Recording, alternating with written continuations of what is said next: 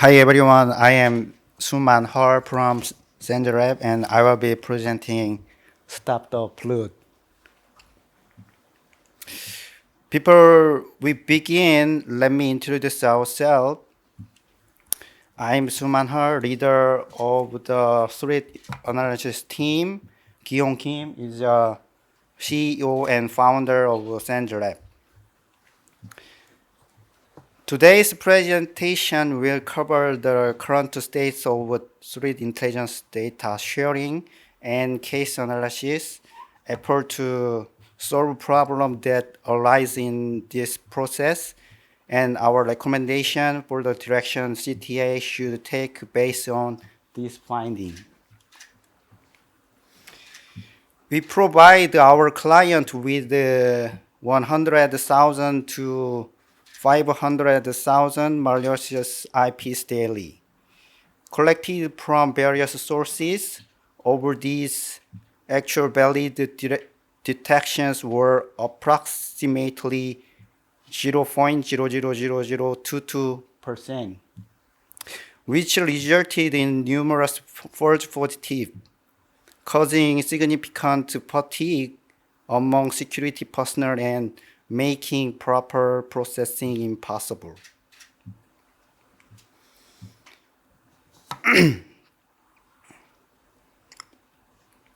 Let's examine what problem exists with this threat intelligence data and what the current situation looks like.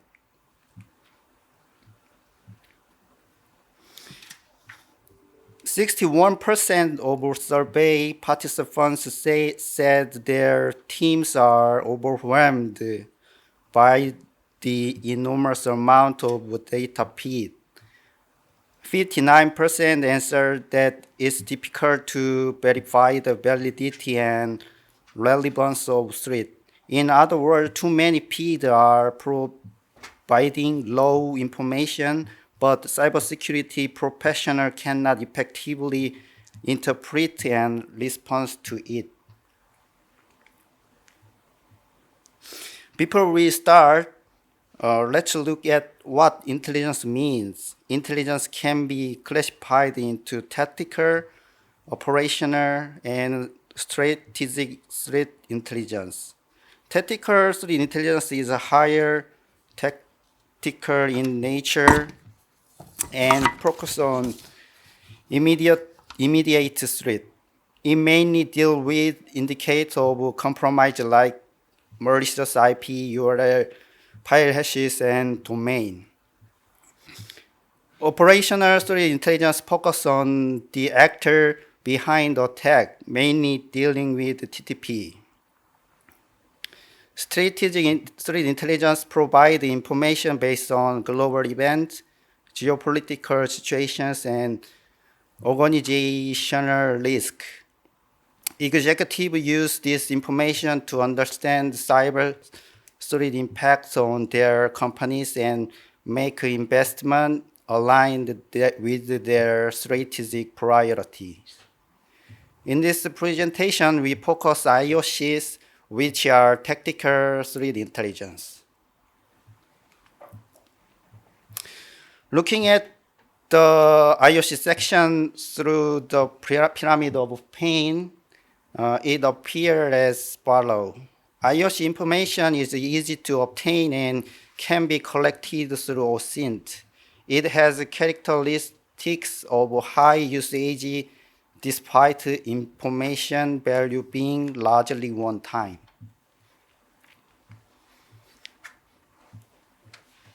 So how do we collect this IOC? We can collect IOC through internal infrastructure or from external sources. What is note to healthy here is that incoming IPs include a mixture of simple scanning IPs, infiltration IPs, C2 IPs, etc. While all three are malicious IP, simple scanning IP could be ASM IP or sandbox IPs, which are somewhat distant from actual malicious activity. Simple scanning IP constitute the largest proportion among malicious IP. Mapping the utilization value of collected IOC to NIST incidence handling stage appear as shown in the table. IOC collected from Honey, Deep Session, IR, Evil Analysis, Trojan IPs, and C2IP can be utilized in all NIST stages. But IOC collected from ISAC, OSINT, and CTI can only be utilized limitedly for detection. This shows that data value varies depending on IOC sources. In Chapter 3, let's explore IOC locality and reliability. First, here is a case from a regional perspective. One day, we received a phishing SMS report. The reporter found it suspicious that the package number changed each time they accessed the shortened URL and reported it. Upon investigation, it was an organization running a postal service phishing campaign targeting the entire world. And engaging in personal information theft through phishing site operation, malicious APK download, and payment fraud. As you can see, 106 Korea target phishing domain use unique IP, and 243 phishing domains targeting Mexico, Spain, Indonesia, etc. Use one unique IP. This shows that threat IOC can vary by region.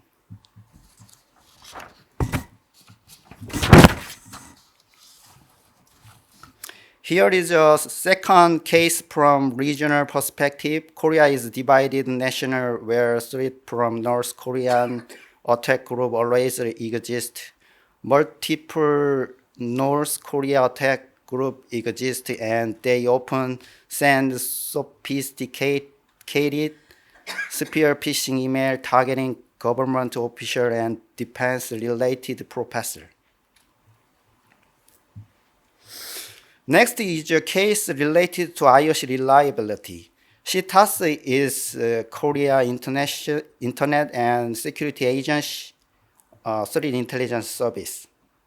General member include all company wanting information sharing and cooperation regardless of whether they provide corporate information.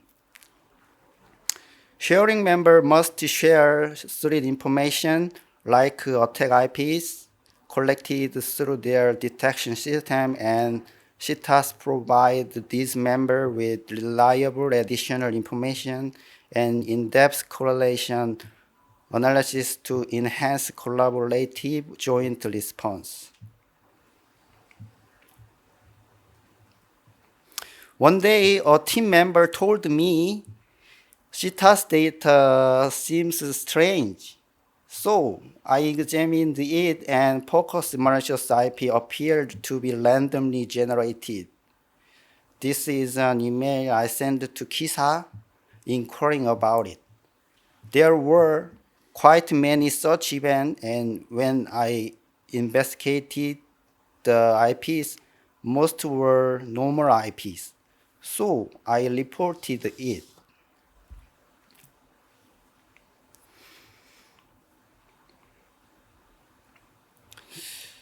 So what effort exists to solve problem caused by difference in IOC value, IOC data value, IOC locality, and reliability issue?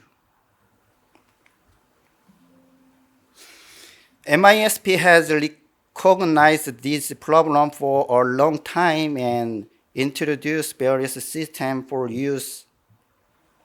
As the MISP membership increased, recognizing reliability and quality issue and mass IOC sharing problem, they introduced and are using the decaying model. The decaying model is largely divided into two parts. Taxonomy is a simple method of assigning classification to event or attribute. For such classification system to be effectively utilized, they must be used globally in common or agreed upon in advance. The most representative taxonomy is the Admiralty scale. Next, the data model utilizes sightings and last seen information indicating press release and validity to solve mass IOC sharing problem. First, for sighting, you click thumb up if you actually observe the IOC or it's valid. Conversely, if the IOC is false positive or invalid, you click thumb down.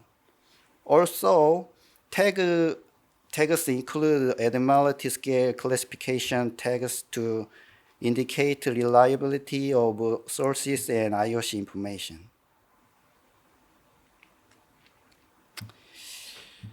The Admiralty system used to evaluate sources and the quality of information provided by sources. This framework evaluates two factors: source reliability and information credibility. Source reliability is rated from A to F, indicating the reliability of the information source. By evaluating sources separately from the data itself, analysts can determine the accuracy of specific information based on various factors, including the source, history, skill, knowledge of the subject, and relevance to when event occurred. Information credibility is rated from 1 to 6, indicating the reliability of provided data regardless of source. Information evaluation considers whether information is valid, consistent with other known facts, and supported by other independent sources.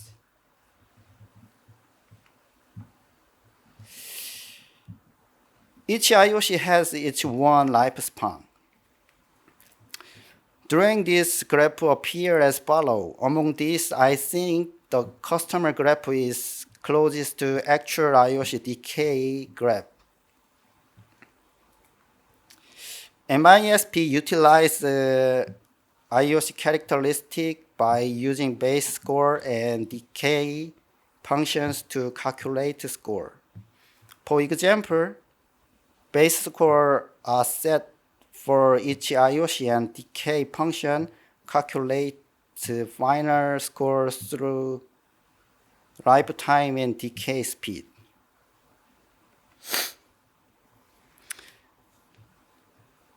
We too are making effort to collect high reliability IOCs. We use honeypot and dissection technology to induce actual attacker infiltration and store information collected in this process in our database.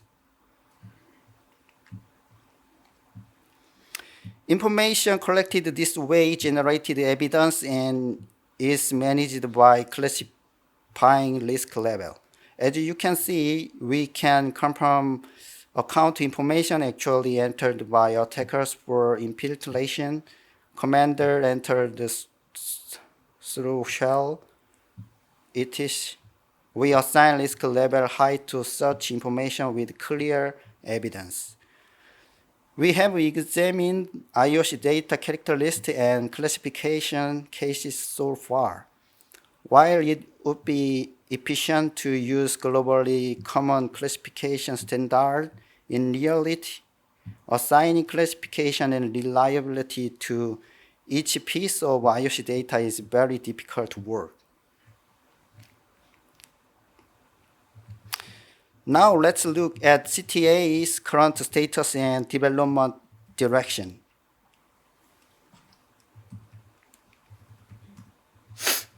CTA uses STIX 2.1 for data sharing. STIX 2.1 consists of two SRO representing relationships between object and 18 node representing domain object. With the update from STIX 2.0 to 2.1, STIX also introduced object and concepts for data reliability. New note and opinion objects were added for inputting memos and opinions about data, and a new score concept called competence was introduced. This new competence score is calculated and provided by data providing companies on scale of 0 to 100. We examined the competence score of data provided by CTA, but usage has been minimal so far. We calculated daily statistics by type to understand CTA's current status. We extract only SDO, excluding relations and sightings that represent relationships between objects. Overall, data is collected evenly by time with some spikes due to batch job. This is data ratio. This is CTA data statistics analysis through ChatGPT. It summarized well what I actually think. As you can see, campaign, threat actor, and vulnerability information are lacking. Seeing this data shortage, it suggests that while there are over 800,000 relationships objects, the relationship meaning might be at a simple connection level. This is a case where data seems strange while examining CTA data. STIX can specify detection pattern based on OR. The left side specifies specific port of sources, while the right side specifies specific IP. The IP detected as malicious is even confirmed to be an internal IP. I can understand what this means, and we could confirm numerous such data cases.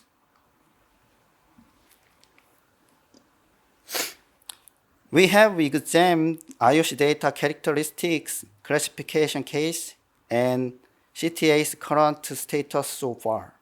Evaluating reliability based on IOC data is very difficult work and require everyone's commitment.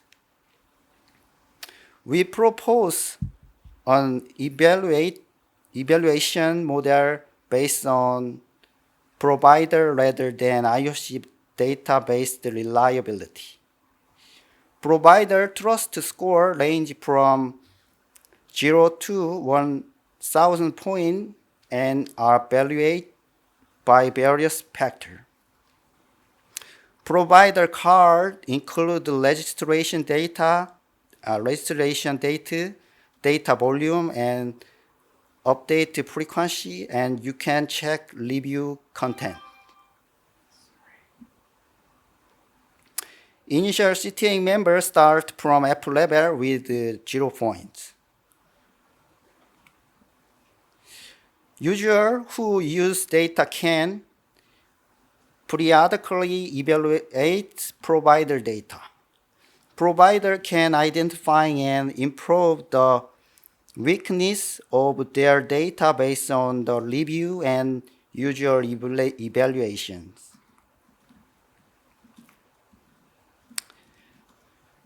Provider reliability score are calculated by weighting each item and considering reviews, data subscription rate, evaluation ratio mentioned earlier, and other factors like registration dates, provision volume, and update frequency.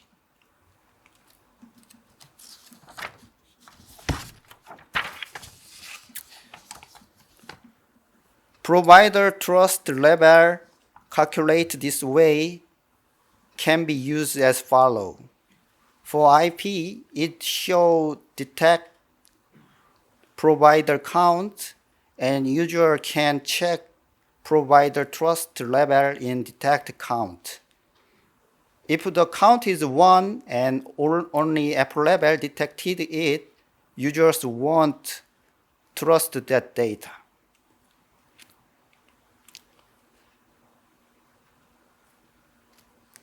This is about file hashes, although detected by 5 engine. Since detected by E and app level, user would find it difficult to trust. For reference, this file is actually a normal file.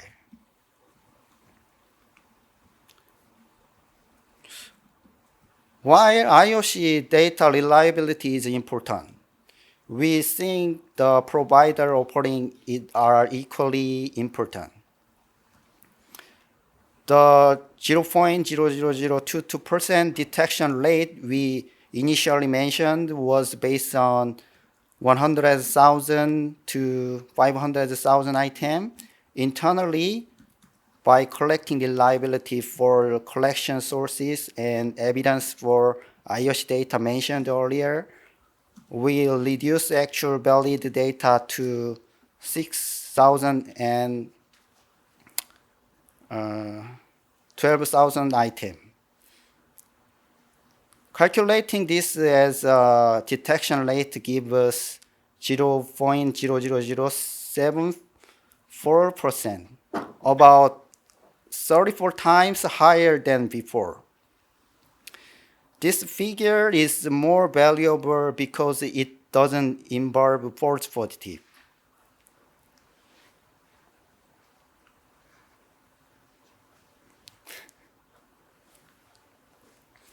Are there any questions?